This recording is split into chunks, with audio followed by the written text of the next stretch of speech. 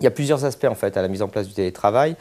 Il y a une mise en place technique, c'est-à-dire puis-je mettre en place par exemple un ADSL et des outils performants pour permettre à mon télétravailleur de correspondre en permanence et facilement avec le reste de l'entreprise. Ça c'est le premier point.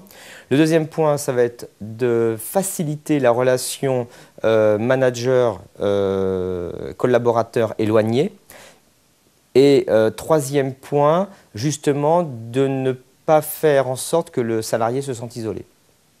Alors, pour certaines grosses entreprises, en fait, ils ont eu l'idée de faire appel à la médecine du travail pour justement lier aussi tout ce qui est problème d'hygiène du travail dans l'habitation de l'individu, donc avec des contrôles électriques, des choses comme ça, puisqu'il y a en fait une déportation du télétravailleur en dehors de l'entreprise. C'est-à-dire qu'en fait, une grosse entreprise a voulu mettre en place le télétravail, elle en a fait d'ailleurs une large publicité, et l'un des principaux heures qu'elle a rencontrées, c'était les conformités électriques des habitations. Ce qui fait que, par exemple, si une habitation n'était pas conforme, l'entreprise a accepté, je crois, de payer 150 € pour que la personne mette aux normes son installation.